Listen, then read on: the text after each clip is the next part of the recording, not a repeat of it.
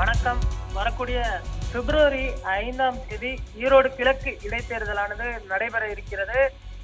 ஈரோடு கிழக்கு தொகுதி எம்எல்ஏவாக இருந்தவர் ஈவி.கே.எஸ். இளங்கோவன் அவர்கள் அவர் உடல்நலக் குறைவால் காலமானதை அடுத்து தற்பொழுது ஈரோடு கிழக்கு தொகுதி இடைத்தேர்தலானது அறிவிக்கப்பட்டிருக்கிறது. தற்பொழுது அரசியல் கட்சிகளின் பார்வை முழுவதுமே பார்த்தோம்னால் ஈரோடு கிழக்கு தொகுதியை நோக்கிதான் இருக்கிறது. தற்பொழுது வேட்புமனு தாக்கல் துவங்கி நடைபெற்று வரக்கூடிய நிலையில் காங்கிரஸ் கட்சி போட்டியிடும் என எதிர்பார்க்கப்பட்ட நிலையில் யாரும் எதிர்பார்க்காத வண்ணம் திமுக போட்டியிடுவதாக நேற்று இரவு அறிவித்தது. தற்பொழுது திமுக வேட்பாளராக முன்னாள் எம்எல்ஏ வி.சி. சந்திரகுமார் போட்டியிடக்கூடிய நிலையில் அஇஅதிமுக இந்த தேர்தலை புறக்கணிக்கும் என்ற தகவலானது வெளியாகி இருக்கிறது.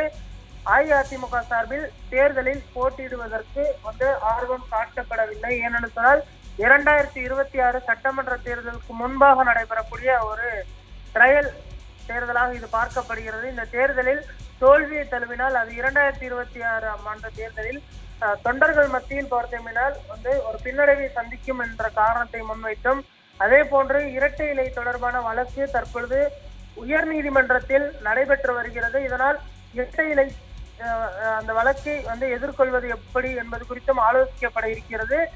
ராயப்பேட்டையில் இன்றைய தினம் அஇஅதிமுகவின் மாவட்ட செயலாளர்கள் கூட்டம் நடைபெற இருக்கிறது. இதில் பார்த்தோமேனால் மாவட்ட செயலாளர்களுடன் ஆலோசனை நடத்த இருக்கிறார் எதிர்கட்சி தலைவரும் அஇஅதிமுகவின் பொதுச் செயலாளருமான எடப்பாடி பழனிசாமி அவர்கள். அவர் இந்த ஆய்விற்கு பின்பு அவர் அஇஅதிமுக போட்டியிடுமா அல்லது புறக்கணிக்குமா என்ற முடிவை எடுப்பார் எனவும் எதிர்பார்க்கப்படுகிறது. ஆனால் இந்த தேர்தலில் பிரதான எதிர்கட்சி என்று பார்த்தோம்னால் இன்னும் நாம் தமிழர் கட்சி போட்டியிடுவதாக அறிவித்திருக்கிறது. அதே போன்று திமுக போட்டியிடுவதாக அறிவித்திருக்கிறது. மற்ற கட்சிகள் பாஜக கூட்டணியில் பாஜக போட்டியிடுமா, அதே போன்ற அஇஅதிமுக கூட்டணியில் அஇஅதிமுக போட்டியிடுமா என்ற தகவல் இன்னும் வெளியாகவில்லை. இந்த தகவல் வெளியானால் ஈரோடு கிழக்கு தேர்தல் தொகுதிக்கான அந்த வேட்புமனு தாக்கலுக்கு பின்பு பிரச்சாரம் சூடுபிடிக்கும் என எதிர்பார்க்கப்படுகிறது. தற்பொழுது வரை அஇஅதிமுக போட்டியிடுவது குறித்த எந்த ஒரு தகவலும் வெளியாகவில்லை என்ற தகவலானது வெளியாகி இருக்கிறது. தற்பொழுது கட்சியை பலப்படுத்துவது குறித்தும் ஆலோசிக்கப்பட இருக்கிறது. அதே போன்று OPS, டிடிவி தினகரன் உள்ளிட்டோரை எதிர்கொள்வது, அவர்கள் தொடர்ந்து கட்சியில் சேர்த்துக் வேண்டாம் என்ற முடிவில் உறுதியாக இருக்கிறார். அதனால் இது குறித்து எந்த ஒரு பேச்சும் வேண்டாம் என்றும் அவர் தற்பொழுது தெளிவுபட கூறியிருக்கிறார். இன்றைய தினம் சட்டப்பேரவை கூட்டத்திற்கு ஒரு சில எம்எல்ஏக்கள் மாவட்ட செயலாளர்கள் சென்றிருக்கிறார்கள். அவர்கள் வந்த பின்பு இந்த கூட்டமானது ஆரம்பிக்கப்படும் என தெரிகிறது.